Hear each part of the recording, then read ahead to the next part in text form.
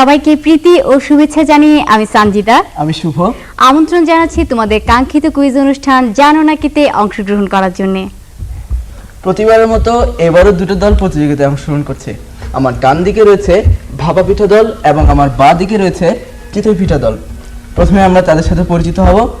তোমরা একে একে তোমাদের নাম এবং কোন ক্লাসে পড়ছো আমাদের বলো। আমি টুম্পা দাস সপ্তম শ্রেণী। আমি প্রিয়াঙ্কা বড় সপ্তম শ্রেণী। আমি তাসনিয়া জাফর অষ্টম শ্রেণী। আমি মোহাম্মদ মোহন আলম চতুর্থ শ্রেণী। এবার চিতই পিঠা তোমরা তোমাদের পরিচয় দাও। আমি টুম্পা আহমেদ সপ্তম ষষ্ঠ শ্রেণী।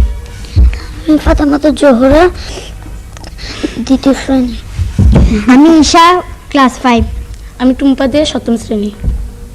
আর হ্যাঁ, যে দলকে প্রশ্ন করা হবে সেই দল প্রশ্নের উত্তর দিতে ব্যর্থ হলে অন্য দল সেই প্রশ্নের উত্তর সহজেই দিতে পারবে।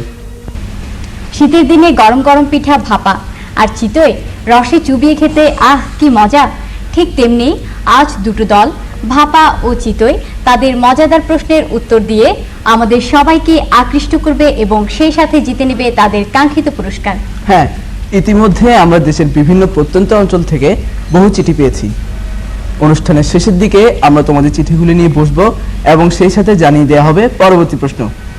শীতের রাজা ভাপা, তাই প্রথম প্রশ্ন ভাপা পিঠার জন্য। তোমাদেরকে একটি গান শোনানো হচ্ছে, বলতে হবে গানটি কোন সিনেমার এবং কে কণ্ঠ দিয়েছেন। আমি আবার বলছি, গানটি কোন সিনেমার এবং কে কণ্ঠ দিয়েছেন।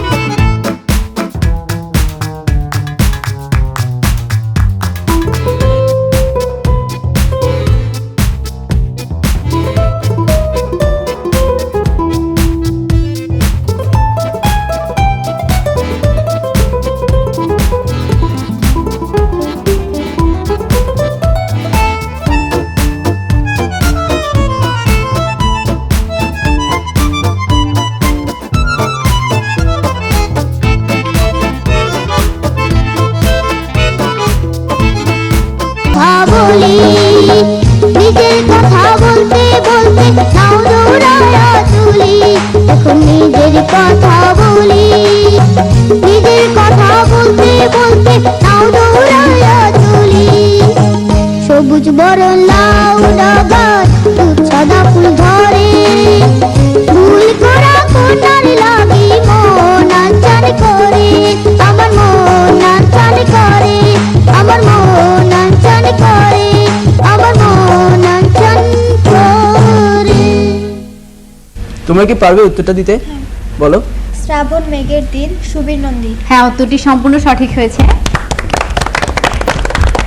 এবারে প্রশ্ন হচ্ছে চিতই পিঠার জন্য। তোমাদেরকে একটি কবিতা শোনানো হচ্ছে, বলতে হবে কবিতাটি কে লিখেছেন এবং কবিতাটির নাম কি। আমি আবার বলছি, কবিতাটির নাম কি এবং কবিতাটি কে লিখেছেন। আমি যখন পাঠশালাতে যাই আমাদের এই বাড়ির গলি দিয়ে, 10টা বেলায় রোজ দেখতে পাই ফেরিওয়ালা যাচ্ছে ফেরি নিয়ে। চুরি চাই, চুরি চাই, সে হাঁকে, চিনির পুতুল চুরিতে তার থাকে। যায় সে চলেছে পথে তার খুশি, যখন খুশি খায় সে বাড়ি। 10টা বাজে, 10:30 বাজে, নাইকো তারা হয় বা 5 দেরি, ইচ্ছে করে সিলেট ফেলে দিয়ে। তোমরা কি পারবে উত্তরটা দিতে? পারবে? পারবে না? তোমরা পারবে? আমরা লেখকের নামটা বলতে পারবো। হ্যাঁ বলো। জসিমউদ্দিন। না, উত্তর ঠিক হয়নি।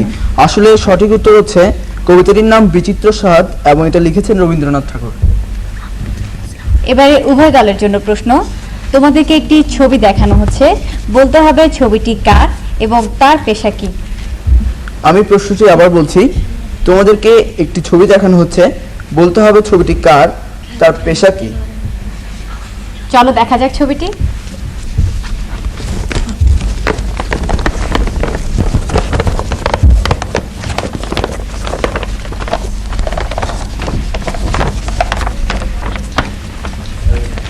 দেখো, ঠিক আছে, এবার তোমরা দেখো। রাহুল দ্রাবিড়, সে ইন্ডিয়ান ক্রিকেট ব্যাটসম্যান। হ্যাঁ, উত্তরটি সঠিক হয়েছে। এবারে ভাপা পিঠার জন্য প্রশ্ন। তোমাদেরকে একটি নাটকের অংশ বিশেষ দেখানো হচ্ছে, বলতে হবে নাটকটি কোন গল্পের পাঠ্য বই থেকে নেওয়া হয়েছে, গল্পটির নাম কি এবং লেখক কোন বিদেশি গল্প অবলম্বনে এটি রচনা করেছেন। আমি আবার বলছি, গল্পটি কোন পাঠ্য বই থেকে নেওয়া হয়েছে, গল্পটির নাম কি এবং লেখক কোন বিদেশি গল্প অবলম্বনে এটি রচনা করেছেন।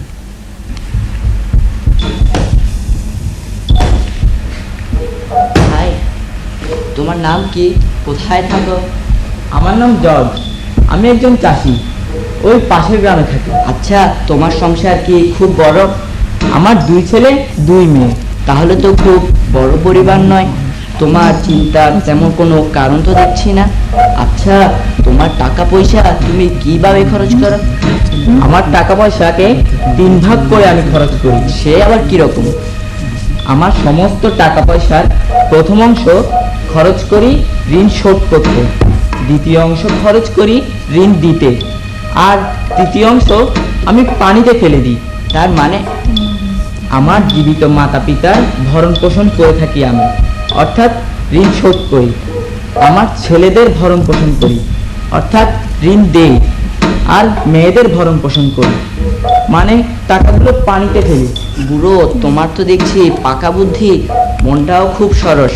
ভাই, দয়া করে আমাকে যদি গায়ে ফিরে যাওয়ার পথটি দেখিয়ে দাও, তাহলে উপকৃত হব।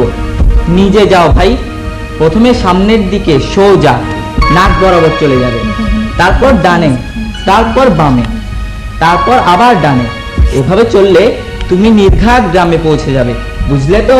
কিন্তু তোমার ইঙ্গিতে আমি গহীন বন থেকে গায়ে ফিরে যেতে পারবো না। প্লিজ, যদি একটু সাহায্য করো। আমি গরিব মানুষ, খেটে খুঁটে খাই, অনর্থক সময় নষ্ট করে লাভ কি?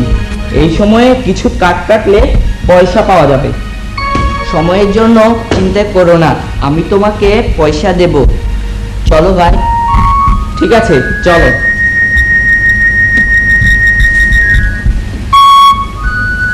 তুমি কি পারবে উত্তরটা দিতে? সাহিত্য সঞ্চয়ন, জীবিকা চাচার কাচারি। না, উত্তরটি সঠিক ধরে নিচ্ছি না। গল্পটির নাম হচ্ছে রাজা। এটি রুশ ভাষার লেখক লিও টলস্টয়ের গল্প অবলম্বনে রচনা করা হয়েছে। এবারের প্রশ্ন চিতই দলের জন্য। তোমাদেরকে একটি নৃত্য দেখানো হচ্ছে, বলতে হবে নৃত্যটিকে কি নৃত্য বলা হয়।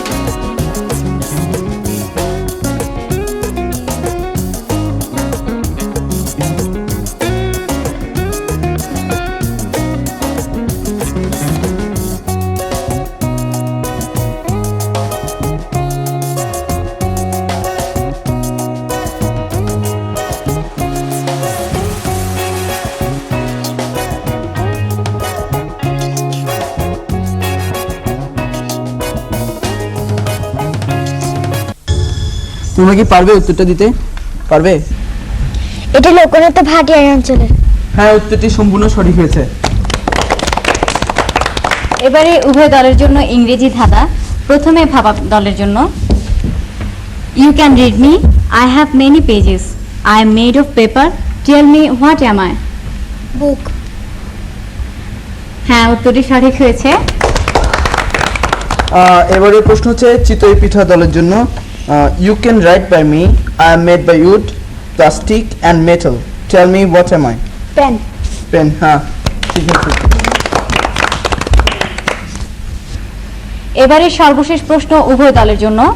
তোমাদের দুই দলকে আলাদা দুটো বর্ণ বলা হবে, সেই বর্ণ দিয়ে তোমরা চট্টগ্রামের আঞ্চলিক 2 লাইন গান করবে। এবার ভাপা পিঠার জন্য প্রশ্ন। তোমাদের বর্ণ হচ্ছে ত, ত বর্ণ দিয়ে তোমরা একটা গান গাইবে চট্টগ্রামের আঞ্চলিক ভাষায়। তোমাদের 15 সেকেন্ডের সামনে-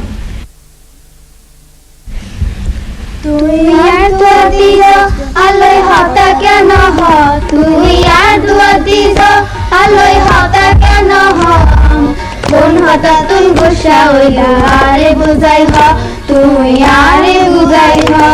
ধন্যবাদ তোমাদেরকে। এবার চিতই পিঠার জন্য তোমাদের বর্ণ হচ্ছে ও। ওরে ওটা কি গলি মারে বাদে বলি রে সালাম গলি গলি পারবে না ওই গানটা? বাবা ভুলে গেছে। করো।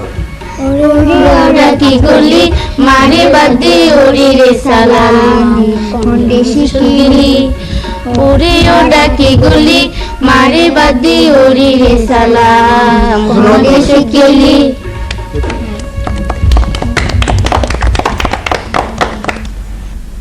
আজকের বিজয়ী দল হচ্ছে চিতই পিঠা দল।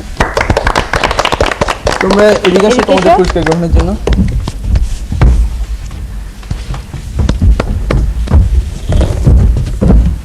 আসো।